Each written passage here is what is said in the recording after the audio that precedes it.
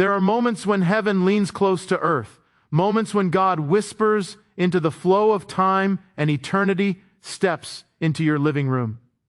Today is such a moment, for the Lord has spoken a word, not a suggestion, not a possibility, but a decree. Something will happen in your house today, not yesterday, not someday, today. For when God speaks, the natural must bow to the supernatural.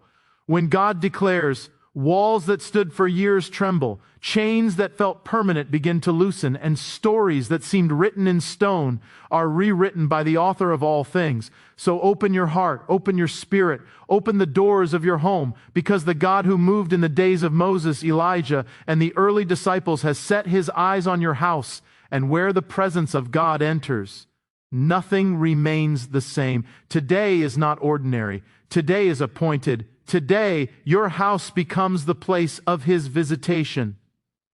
There are moments in the journey of a life when time itself seems to hold its breath. Moments when the ordinary rhythm of days and nights is interrupted by the whisper of the eternal. Moments when God, the one who dwells beyond the boundaries of history, turns his gaze toward a single house, a single life, a single heart. And in that moment, everything that seemed predictable becomes fragile. Everything that seemed permanent begins to tremble, and everything that seemed impossible suddenly begins to stir. For today is such a moment, and the word spoken over this day is not vague, not abstract, not clothed in uncertainty.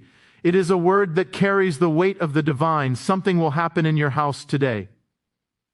It is not a suggestion. It is not a vague hope. It is a declaration, a decree, a word set in motion from the throne that governs the galaxies, a word that moves through the chambers of heaven, brushes against the wings of angels, and lands upon the threshold of your home. And when God speaks such a word, the natural world must shift, the unseen world must rearrange, and the story of a life must prepare for an interruption of the divine. For God does not speak without purpose, and he does not announce without intention. Something will happen in your house today. Not because of your strength, not because of your worthiness, not because of your striving, but because the one who sees the end from the beginning has determined that this day, this hour, this moment is marked. Every house is more than walls and windows. Every house is a story. It is a place where tears have been shed in silence, where laughter has risen like incense, where fears have slept in the corners, where dreams have been tucked into drawers. Every house holds the echoes of arguments, the memory of reconciliations, the weight of old disappointments, and the traces of long-forgotten hopes. Every room carries something unseen, and today the God who knows what those walls have witnessed is entering that story.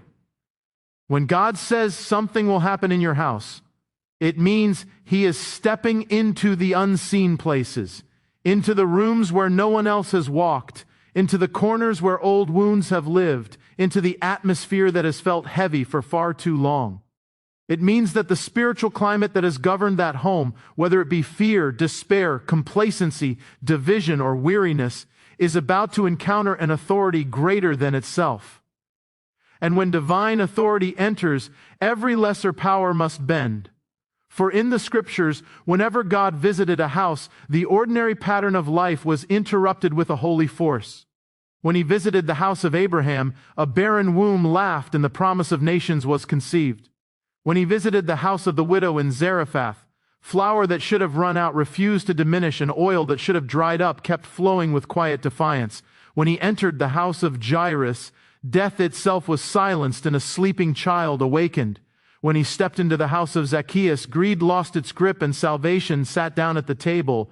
Every time God steps into a house, the house is transformed. And today he speaks that word over yours. But before anything happens outwardly, God often begins inwardly. Before he moves the walls of a situation, he moves the walls of the heart. Before he alters the atmosphere of a home, he alters the posture of its inhabitants. Before he changes the visible, he stirs the invisible. Something will happen in your house today, but it may begin in the quiet place within you where no one sees. For today, God is touching the places that have long been closed, the places that have been guarded by the fear of being wounded again, the places where prayers have felt unanswered, where trust has felt fragile, where disappointment has built a quiet fortress. God is stepping into those inner rooms. and the doors you thought were locked forever are beginning to open. You may not feel the shift immediately, but in the realm of the Spirit, the lock has already clicked open. Something is beginning to turn. And yet when God moves, his movement is rarely predictable. It does not always come with lightning or thunder or shaking walls. Sometimes it comes like a whisper that rearranges destinies. Sometimes it comes through a conversation that changes the trajectory of a family. Sometimes it comes through the breaking of an old pattern, a sudden clarity, a confession finally spoken, or a forgiveness finally released. Sometimes it comes through a tear you didn't expect or a peace you cannot explain. For the divine does not always enter with spectacle. It often enters with subtlety. The God who created the supernova is the same God who formed the human heart in silence. And when he says something will happen in your house today, the miracle may begin with a shift you barely notice. Yet heaven notices, for heaven is the one who sent it. There are forces that have lingered around your house for too long. Shh. Adows that have followed your family line. Patterns that have repeated themselves from generation to generation like invisible chains passed down through the bloodstream of time. Some have been spiritual battles no one understood. Some have been cycles of the past replaying themselves in the present. Some have been voices from old wounds echoing long after the moment passed. But when God steps into a house, generational chains tremble. The shadows that were once comfortable lose their grip. The patterns that once governed must make room for the pattern of heaven, for this is not simply a word about your house, it is a word about your lineage. When God touches a house, he touches the generations that will come from it.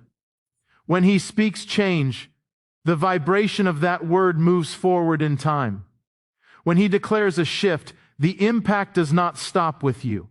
Something will happen in your house today, and the echo of that something will ripple into the future. There are angels being assigned to homes even now.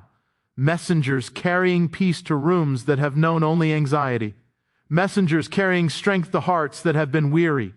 Messengers carrying clarity to minds that have been clouded. These are not mythical beings or poetic symbols. They are servants of the Most High sent for moments such as this. For in Scripture, angels did not only appear in temples or deserts, they appeared in houses, in bedrooms, in private places where God chose to reveal what he was about to do. And so T is today. There is a stirring in the atmosphere of your home, a spiritual tremor, a quiet awakening. You may sense it as a restlessness or a sudden awareness. You may feel a strange peace settling over you. You may feel an urge to pray that you cannot explain, or a heaviness lifting that you didn't realize you were carrying. You may see nothing and feel nothing, and yet the word is still in motion because the power of God is not dependent on your perception. It is dependent on his decree. When God said light, light appeared even before there was an eye to see it. When God said, let the waters gather, the oceans formed even before there was a person to stand on their shores. When God speaks, reality shifts whether or not the senses register it. So when he says something will happen in your house today, the shift begins even before you can see the evidence. There are prayers you prayed long ago that seem to evaporate into silence. Prayers whispered in midnight hours, prayers spoken through tears, prayers muttered through clenched teeth when hope felt thin. Some of those prayers have been stored in heaven like seeds, waiting for the appointed season. And today, some of those seeds are beginning to break open. You may have forgotten the prayer, but God has not forgotten the promise attached to it. For every prayer carries a fragrance, and God collects the fragrance of his people's petitions. He stores them in the bowls described in the heavenly visions, waiting for the moment wet. The answer is poured out. Today may be the day of that pouring. Something will happen in your house today. It might come in the form of revelation, an understanding suddenly given, a truth suddenly seen. It might come in the form of reconciliation, an apology spoken, a wall lowered, a healing embraced. It might come in the form of deliverance, an addiction loosened, a torment silenced, a fear broken. It might come in the form of provision, an opportunity opened, a need supplied, a burden lifted. It might come in the form of awakening, an old calling rekindled, a dormant faith ignited, a spiritual hunger stirred. But make no mistake, it will come. And though God announces what he will do, he rarely reveals how he will do it. The God who parted the sea could have built a bridge. The God who brought water from a rock could have led his people to a river. The God who fed prophets with ravens could have supplied them by ordinary means. But he chooses the unexpected so that when the miracle happens, no one can attribute it to anything but him. In your house today, God may move in a way you did not anticipate, in a way that disrupts your plans, in a way that exposes what needs to be confronted, in a way that surprises you. For divine disruption is often the birthplace of transformation, and there are places in your house, physical or spiritual, where his presence has been waiting to enter, rooms that have been shut for too long, conversations that have been avoided for years, patterns that have been allowed to grow roots. But when God steps in, he does not knock politely. He moves with purpose. He moves with authority. He moves with a love fierce enough to overturn what has limited you. Some of you have sensed a building tension, a spiritual pressure, a heaviness you couldn't explain. That pressure was not the sign of defeat, it was the sign of impending breakthrough. For before God transforms a house, the atmosphere of that house often stirs. Old things rise to the surface, hidden things come into the light. But they do so because the presence of God is drawing near, and what hides in darkness cannot remain when the light approaches. There are blessings that have been assigned to your house, but have been delayed by battles you could not see. There are answers that have been held back by spiritual resistance. There are provisions that have waited for the alignment of timing and obedience, but today the alignment has begun. The obstacles are weakening. The resistance is losing strength. For when God sets an appointment, no power in heaven, on earth, or below the earth can cancel it. Something will happen in your house today. Not someday. Today. The word has been spoken. The decree has been issued. The movement has begun. And as God steps into your house, what has been stuck will begin to move. What has been closed will begin to open. What has been bound will begin to loosen. What has been asleep will begin to awaken. What has been broken will begin to mend. Hat has been silent will begin to speak. What has been hidden will begin to reveal. When the word of the Lord enters a moment, when the breath of the Almighty stirs the unseen, old battles that once felt immovable begin to tremble. There are battles that have followed you not for days or months, but for years. Battles stitched into the fabric of your memories. Battles that have walked beside you like shadows that refuse to loosen their grip. Some of these battles began before you knew they existed. Some began with a wound you carried in silence. Some began with a single choice made long ago. Some began in the generations before you were born. Yet all of them have felt heavy, persistent, familiar. But now a word has gone forth from the one whose voice shatters the cedars, and that word declares that the season of being overpowered is ending. Old battles will be confronted by new authority. There is a truth woven through the story of every life. Battles that remain unchallenged become battles that rule. When a struggle lives unopposed long enough, it begins to shape the environment around it. It shapes thoughts. It shapes habits. It shapes emotions. It shapes the atmosphere of a home. What began as a single problem becomes a silent architect, building invisible walls and invisible ceilings, crafting limits that never belonged to you. The battle becomes the interpreter of your decisions, whispering that you cannot, you should not, you will not. But when the authority of God enters, it does not negotiate with battles. It does not compromise with darkness. It does not bow to what has been long-standing. It speaks like a commander who has come to reclaim territory that has been invaded. When divine authority steps into a situation, the first thing it confronts is the lie of permanence.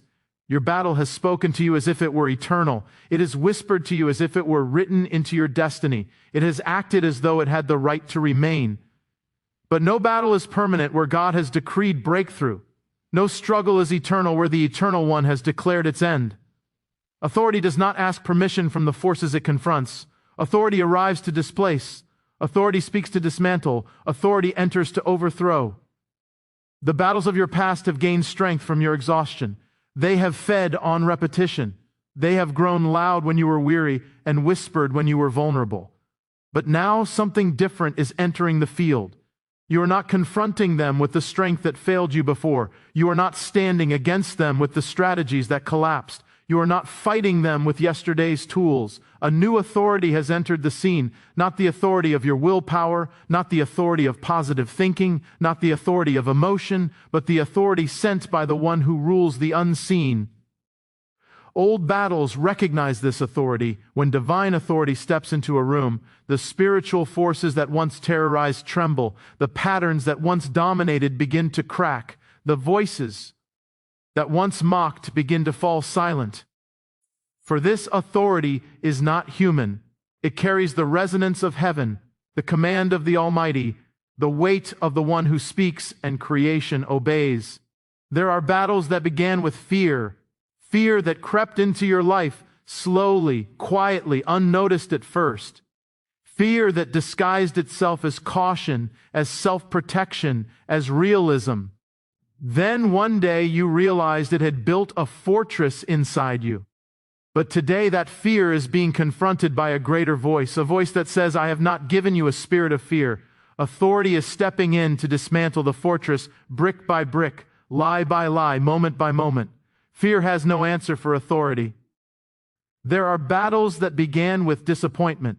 Disappointment that drained the fire of your expectations. Disappointment that made you close doors you once prayed for. Disappointment that whispered that nothing will ever change, so why hope? But now authority is entering that place. Not authority that condemns you for the disappointment, but authority that confronts the root that fed it. Authority that says the story is not over. Authority that says promises delayed are not promises denied. Authority that pushes back against the weariness that has tried to anchor you in place. There are battles that began with rejection. Rejection that shaped your identity more than you realized. Rejection that told you you were not enough, not valued, not chosen, not worthy. But today authority is approaching that battle, not with softness but with fire. For authority does not come to comfort rejection but to rebuke it. Authority declares that the one who formed you has chosen you, called you, appointed you. Authority breaks the labels that rejection tried to carve upon your spirit. There are battles that began with a single wound long ago. A wound you carried into adulthood, into relationships, into quiet moments when no one could hear your heart but God. Wounds left unattended become battles. But now divine authority is confronting that wound, not to shame you for having it, but to heal what has remained unhealed for too long. The wound does not get to write the remaining chapters of your life. Authority is stepping in to rewrite.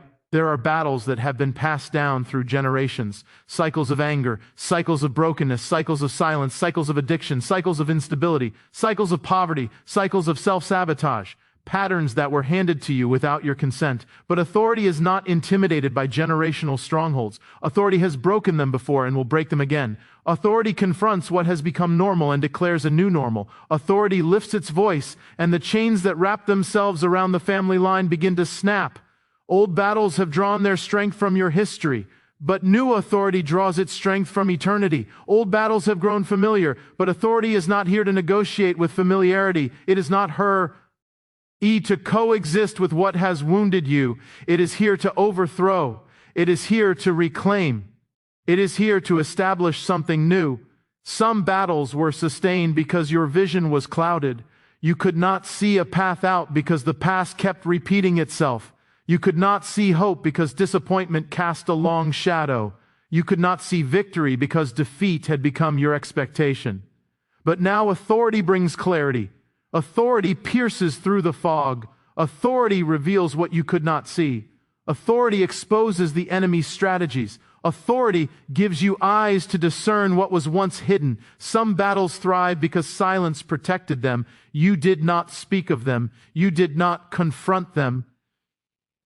They lived in the background, shaping your emotions, shaping your decisions, shaping your relationships. But now authority demands exposure. Authority brings light to the places that darkness once claimed. Authority pulls the hidden into the open so it can be defeated. What remains concealed remains powerful. What is exposed loses its strength. Some battles were fed by agreement. not agreement spoken aloud, but agreement formed by resignation, agreement formed by accepting the lie that this is just how it is, this is just who I am, this is just my life. But now authority breaks the agreement. Authority says, you do not belong to the battle belongs to the Lord. Authority says defeat is not your identity. Authority says your story is not defined by what has opposed you, but by who has called you. When new authority enters, the atmosphere shifts. The battle begins to lose momentum. The enemy begins to lose confidence. The ground that once belonged to struggle begins to shake beneath it. For authority is not just a word, it is a realm. When you stand under divine authority, you stand in a realm where battles cannot remain undefeated. You stand in a realm where the weapons formed against you lose their effectiveness. You stand in a realm where the enemy loses its right to occupy your life. Old battles rise like giants when viewed through human eyes, but authority sees giants as grass. Authority sees walls as dust. Authority sees chains as threads. Authority speaks against the giant, and the giant begins to fall not because you are strong, but because the one who stands with you is greater than what stands against you. There is a moment in every battle where the tide shifts, a moment when what once had the advantage begins to lose it, a moment when the side that seemed weaker begins to gain strength. That moment is not born from chance, it is born from authority. And today that moment is arriving in your story. The tide is turning, the balance is shifting, the ground that once belonged to your struggle is slipping from its grip. You may not feel the shift yet, but the shift has begun. You may not see the victory yet, but victory has already started moving towards you. Authority has already been unleashed. Authority has already been declared. Authority has already been positioned on your behalf. Old battles will not survive long under this new authority. Old battles will not speak as loudly. Old battles will not stand as firmly. Old battles will not intimidate as fiercely. For a higher power has entered the field. A greater voice has been released. A stronger presence has been sent. The authority of God has stepped forward to confront what has opposed you.